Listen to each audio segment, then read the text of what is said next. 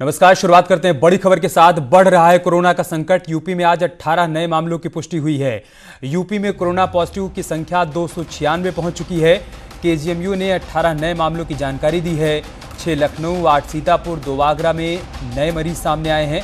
एक प्रयागराज, एक कौशाम्बी में भी कोरोना का केस सामने आया है। कल तक 278 थी कोरोना पॉजिटिव की संख्या, आज ये बढ़कर 296 हो गई है। बड़ी खबर में आपको बता रहे हैं, यूपी में 18 नए मामले सामने आए हैं और इसके साथ यहाँ पर कोरोना पीड़ितों की संख्या 296 हो गई है। लखनऊ में 6 नए मामले सामने आए हैं, जबकि सीतापुर में 8, आगरा में 2 और प्रयागराज में एक मामला कौशाम्बी में सामने आया है। कल तक ये संख्या 278 थी, लेकिन आज ये पहुंचकर 296 हो गई है। तमाम इंतजाम किए गए हैं शासन की तरफ से, प्रशासन की तरफ से कई कदम भी उठाए जा रहे हैं और इन सब के बीच कोरोना संक्रमितों की संख्या यूपी में बढ़ती जा रही है।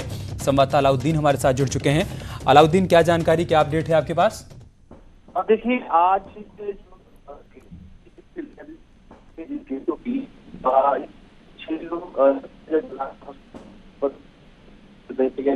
कुछ तकनीकी दिक्कत है, हम आपसे फिर से संपर्क करेंगे अलाउद्दीन। लेकिन ये बड़ी खबर हम आपको बता रहे हैं और हमारे संवाददाता अलाउद्दीन भी ये बता रहे हैं कि केजीएमयू की तरफ से पुष्टि की गई है कि 18 नए मामले सामने आ गए हैं उत्तर प्रदेश में और इसके साथ ही संख्या बढ़कर 296 हो गई है। तो तमाम एहतियात बरतने के निर्देश दिए गए हैं, लेकिन इन सब के बीच संक्रमितों की संख्या भी लगातार बढ़ती जा रही है।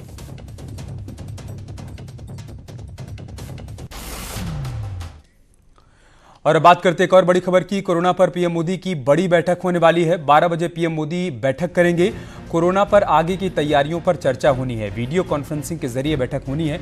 बड़ी खबर हम आपको बता रहे हैं, पीएम मोदी 12 बजे वीडियो कॉन्फ्रेंसिंग के जरिए बैठक करने वाले हैं। चर्चा इस बात पर की जाएगी, कोरोना से जो लड़ाई लड़ी जा रही है कैसे उसको आगे बढ़ाया जाए, क्या कुछ और कदम उठाए जाएं और जो कदम अब तक सरकार की तरफ से उठाए गए हैं उसका क्या कुछ असर देखने को मिला है। इन तमाम मुद्दों पर आज इस बैठक में चर्चा होने वाली है। पीएम मोदी खुद इस बैठक की अध्यक्षता करेंगे। वीडियो कॉन्फ्रेंसिंग के माध्यम से ये बैठक होगी। मंत्री समूह की बैठक है जिसमें चर्चा इस बात पर की जाएगी कि और क्या कुछ कदम उठाए जाने चाहिए ताकि देश में कोरोना मरीजों की जो संख्या है उसको बढ़ने से रोका जा सके, कोरोना के संक्रमण को रोका जा सके।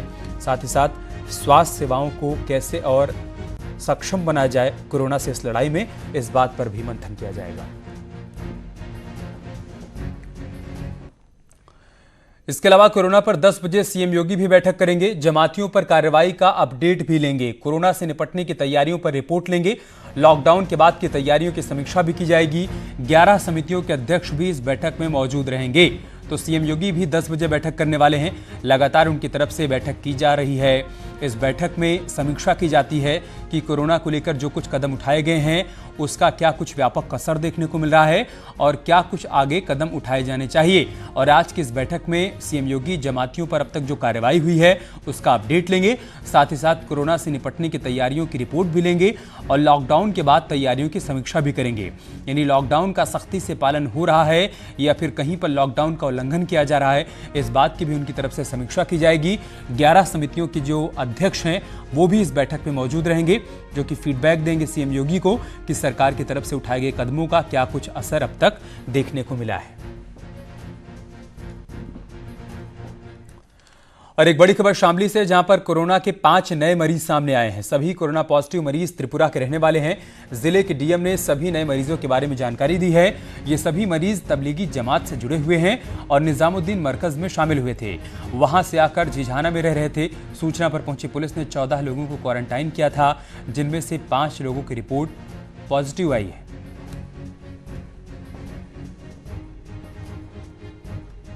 संज्ञान में आया है कि जनपद शामली की जो पेंडिंग रिपोर्ट्स थी हमारी कोरोना से रिलेटेड, उसमें 5 हमारे ऐसे लोग हैं जो पॉजिटिव पाए गए हैं, जो त्रिपुरा के निवासी हैं।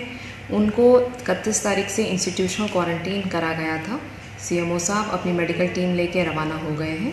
उनको हमारे कोविड अस्पताल में लाया जाएगा और उनकी देखभाल जो है वहाँ करी जाएगी। अब तक जनपद की 44 मेडिकल रिपोर्ट ऐसी थी जो पेंडिंग थी, उनमें से 31 के रिजल्ट आ गए हैं, जिसमें से 5 पॉजिटिव। आज बीजेपी का 40वां स्थापना दिवस है। इस मौके पर पीएम मोदी ने ट्वीट कर कार्यकर्ताओं से सोशल डिस्टेंसिंग मेंटेन करते हुए जरूरतमंदों की मदद करने की अपील की है। ट्वीट सामने आया है पीएम मोदी का अपने ट्वीट में उन्होंने लिखा है कि बीजेपी का 40वां स्थापना दिवस ऐसे समय में आया है जब देश कोविड-19 से लड़ रहा है। मैं कार्यकर्ताओं से आग्रह करता हूं कि वो पार्टी अध्यक्ष जेपी नड्डा के दिशा निर्देशों का पालन करें और सोशल डिस्टेंसिंग के साथ जरूरतमंदों की मदद करें। एकजुट होकर भारत को कोविड-19 से मुक्त करें। एक और ट्वीट में उन्होंने लिखा है, बीजेपी के स्थापना दिवस पर पार्टी के सभी कार्यकर्ताओं को बहुत बहुत शुभकामनाएं। इस अवसर पर उन सबको मेरी विनम्र श्रद्धांजलि, जिन्होंने अपने खून पसीने से पार्टी को सींचा है। उनकी वजह से ही बीजेपी को आज देश भर में करोड़ों भारतीयों की सेवा करने का अवसर मिला है।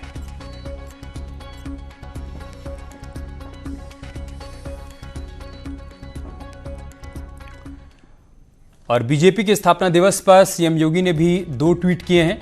अपने ट्वीट में उन्होंने लिखा है, अंत्योदय, एकात्म, मानववाद, राष्ट्रवाद और मां भारती की सेवा को अपना ध्येय बनाकर चलने वाली बीजेपी ने भारतीय राजनीति में शुचिता, सुशासन और समानता के सिद्धांतों को स्थापित करने में सबसे बड़ी भूमिका निभाई है। बीजेपी के 40वें स्थापना दिवस पर सभी कार्यकर्ताओं को असंख्य शुभकामनाएं। एक अन्य ट्वीट में उन्होंने पार्टी कार्यकर्ताओं से अपील की है कि वैश्विक महामारी के इस संकट काल में बीजेपी के स्थापना दिवस पर मेरा बीजेपी के असंख्य कार्यकर्ताओं से अनुरोध है कि वो सभी स्व अनुशासित भाव से स्वच्छता, सोशल डिस्टेंसिंग और लॉकडाउन का पूरी तरीके से अनुपालन करें। इसके साथ ही अपने घर और आसपास के लोगों को भी इसके लिए प्रेरित करें।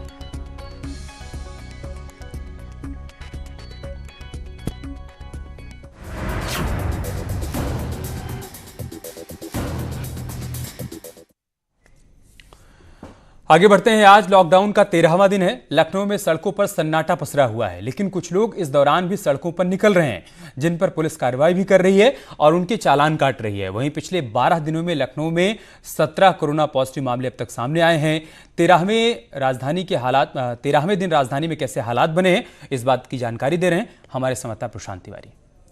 लॉकडाउन का 13वां दिन है। इस समय हम राजधानी लखनऊ के 1090 चौराहे पर हैं। आप देख सकते हैं सड़कों पर सन्नाटा पसरा हुआ है। साथ ही साथ जो लोग जरूरी हैं पुलिस उनको ही आगे जाने दे रही है। तमाम बैरियर लगे हुए हैं। अगर आंकड़ों पे गौर करें तो आप देख सकते हैं कि जिस तरीके से आंकड़े निकल करके सामने आए हैं, सूबे की अगर बात करें तो अभी तक 278 कोरोना पॉजिटिव आ चुके हैं। वहीं दूसरी तरफ राजधानी लखनऊ की बात करें तो अभी तक 17 कोरोना पॉजिटिव हैं, जिसमें जीसीआरजी में रखे हुए 7 में से 6 लोगों के अगर सूत्रों के हवाले से खबर माने उनकी भी रिपोर्ट पॉजिटिव आई है, लेकिन अभी तक उसकी आधिकारिक पुष्टि नहीं की गई है, जिस कारण ये आंकड़ा अभी 17 पर है। वहीं दूसरी तरफ राजधानी लखनऊ में अभी तक कई लोगों के चालान हुए हैं, लेकिन लोग अभी भी अपनी आदतों से बाज नहीं आ रहे हैं। पुलिस के द्वारा लॉकडाउन की हुई चीजों को पालन करते हुए नहीं आ रहे हैं। वहीं दूसरी तरफ आंकड़ों पर अगर बात करें तो सूबे के आंकड़े कुछ और ही बयां कर रहे हैं। अगर सूबे के आंकड़ों पर गौर करें तो पुलिस के द्वारा काफी सख्ती दिखाई गई है। वहीं अन्यत्र अगर बात करें तो पुलिस के द्वारा बार बार लोगों को लॉकडाउन का पालन कराने की बात की जा रही है। अगर 12वें दिन की बात करें लॉकडाउन के तो अभी तक 9103 एफआईआर दर्ज हुई है, जिसमें जमाखोरी और कालाबाजारी पर 170 और लॉकडाउन तोड़ने वालों से लगभग 4.45 मतलब 4 करोड़ 45 लाख रुपए का जुर्माना भी वसूला जा चुका है। वहीं दूसरी तरफ 10.5 लाख वाहनों की चेकिंग हुई है, जिनसे 2.30 मतलब 2,30,000 रुपए का चालान किया गया है, जिसमें 16,498 वाहनों को भी सीज किया गया है। वहीं पीएम मोदी की जो अपील थी उसकी भी हर तरफ नजर आई है।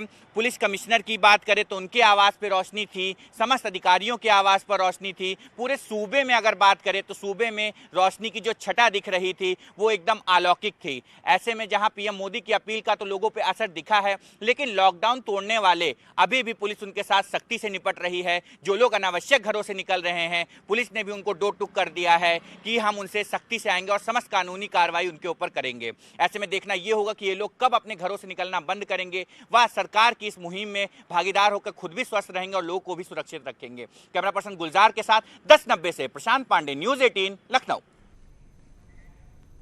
तो प्रशासन की तरफ से तमाम कदम तो उठाए गए हैं, लेकिन ये कदम तभी कारगर साबित होंगे जब इसमें आप अपना सहयोग करेंगे। यही अपील प्रशासन की तरफ से, शासन की तरफ से आप सभी से की जा रही है कि लॉकडाउन में आपको थोड़ी बहुत परेशानियां हो रही हैं, लेकिन फिलहाल ये लॉकडाउन आपके लिए किया गया है, आपके जीवन के लिए किया गया है, क्योंकि अभी अगर थोड़ी सी एहतियात बरतेंगे तो आगे एक उज्जवल भविष्य हिंदुस्तान का उभर कर सामने आएगा और इसमें हर कोई सहयोग करेगा।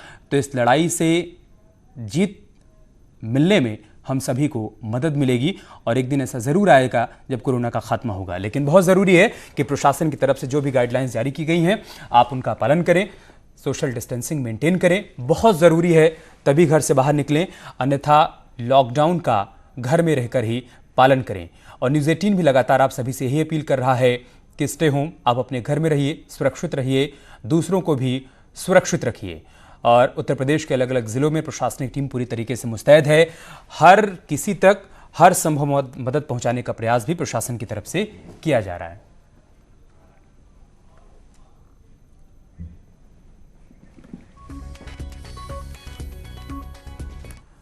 और बाराबंकी से हमारे संवाददाता अनिरुद्ध शुक्ला इस वक्त हमारे साथ लाइव जुड़ चुके हैं। हमीरपुर से उमाशंकर हमारे साथ जुड़े हुए हैं। हम बारी बारी से दोनों का रुख करेंगे। अनिरुद्ध, क्या अपडेट, क्या जानकारी है बाराबंकी से? आज लॉकडाउन के 13वें दिन कैसी तस्वीर आप देख पा रहे हैं शहर भर में?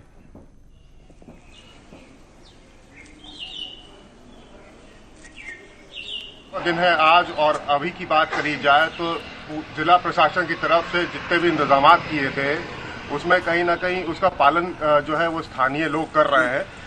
बीते 2 दिन पहले ही एक पॉजिटिव केस जो है जिले में सामने प्रकाश में आया है, जिसके बाद से ही जो पब्लिक है वो कहीं ना कहीं सजग दिख रही है। कुछ दिन पहले तक की ये स्थिति थी कि पब्लिक जो थी वो प्रशासन के जितने भी दिशा निर्देश थे कहीं ना कहीं उनका पालन नहीं कर रही थी और सड़कों पे बेधड़ल्ले से घूम रही थी, जिसके बाद प्रशासन ने कार्रवाई भी, छुटपुट कार्रवाई भी उसके बाद करी थी। उसी को देखते हुए आज की तस्वीर की बात करी जाए तो सड़कों पे सन्नाटा है। जो इनिशियल सर्विसेज से लोग जो जुड़े हुए हैं वही लोग सड़कों पे दिख रहे हैं। उसके अलावा जितने भी और लोग हैं वो अपने घर पे ही हैं। लगातार प्रशासन जो है समय समय पर घर में रहने की हिदायत भी दे रहा है, अपील भी कर रहा है और भ्रमण भी जो सीनियर अधिकारी हैं वो भी कर रहे हैं। तो कहीं ना कहीं देखा जा रहा है कि 13वें दिन जो है सड़कों पर सन्नाटा पसरा हुआ है और लोग जो है लॉकडाउन का काफी हद तक पालन कर रहे हैं। ठीक है, उमाशंकर का रुख कर लेते हैं। उमाशंकर, क्या कुछ तस्वीर देख पा रहे हैं आप हमीरपुर में? क्या अपडेट है वहां से?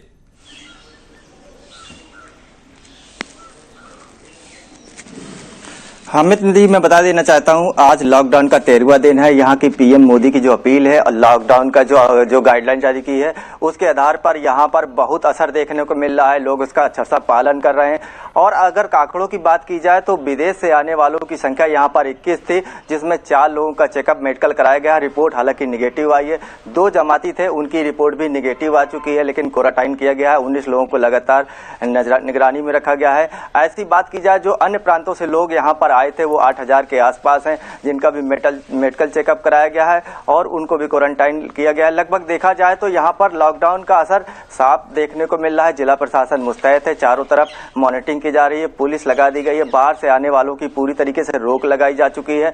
कोई भी बाहर का प्रवेश यहाँ नहीं कर पाएगा। आवश्यक वस्तु ले जाने वाले, आने वाले और ड्यूटी करने वालों को यहाँ पर छूट है। तो देखा जा रहा है कि पीएम मोदी की अपील का यहाँ बहुत अच्छा असर देखने को मिल रहा है। दूसरी तरफ बात की जाए जिला प्रशासन की तो जिला अधिकारी यहाँ पर लगातार मॉनिटरिंग कर रहे हैं और 13 सेक्टर मजिस्ट्रेट बनाए गए हैं जो जिले में ग्राम पंचायत से लेकर के शहर में मॉनिटरिंग करेंगे। और ग्राम पंचायत में ग्राम प्रधान की जिम्मेदारी है कि वो बाहर से आने वालों पर नजर रखेंगे, उनका मेडिकल चेकअप कराएंगे। इसके साथ साथ शहर में 4 लाख साबुन वितरित करने का प्रावधान रखा गया है, जो हर घर में कोटेदार के माध्यम से वो साबुन का वितरण किया जाएगा। और सफाई व्यवस्था को स्वच्छ रखने के लिए निर्देश जारी किया गया है कि आप स्वस्थ रहें और स्वच्छ रहें, तभी क्वारंटाइन यहाँ से भागेगा।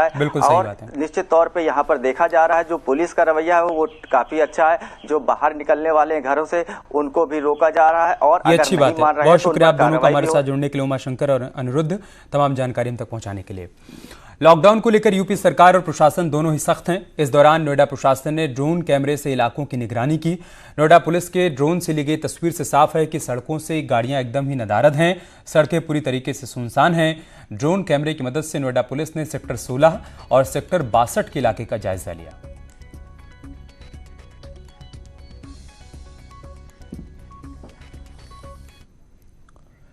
तो देश में 21 दिन के लॉकडाउन की घोषणा के बाद पीएम मोदी की अपील पर लोग गरीबों की मदद भी कर रहे हैं। ऐसे में मेरठ के सरधना विधायक संगीत सोम ने 25,000 परिवारों को 1 महीने का राशन वितरित किया।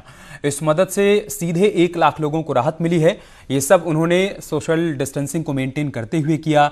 गरीबों के घर घर जाकर राशन का वितरण किया। इस किट में आटा, तेल, चीनी, चावल, आलू से लेकर साबुन तक रखा गया है। ये पूरा सामान एक छोटे परिवार को चलाने में 1 महीने तक मदद करेगा। इस किट में देश के पीएम और उत्तर प्रदेश के मुख्यमंत्री योगी आदित्यनाथ की तस्वीर भी लगी है। धनराशि का ये सामान है जो आपने यहाँ जुटाया। देखिए, हमने और हमारे मित्रों ने मिलकर ये बीड़ा लिया कि हम अपने क्षेत्र और क्षेत्र के आसपास कोई भी आदमी भूखा ना रहे, इसकी व्यवस्था करेंगे। हम लोगों ने सर्वे कराया तो करीब 1 लाख लोग, 25 से 26 हजार परिवार ऐसे निकले जिन्हें खाने की दिक्कत थी। हमने उनके लिए ये एक राशन का पूरा बैग बनवाया। इस बैग में 5 किलो आटा है, 5 किलो चावल है, दाल है, 5 किलो आलू है, गेहूं है, तेल है, नमक है, साबुन है। पूरा 1 महीने का राशन पैक करके हमने यहाँ से वितरित करने का काम किया है। यार रुक रहे हैं छोटे से ब्रेक के लिए, जल्द लौटेंगे कुछ और खबरों के साथ।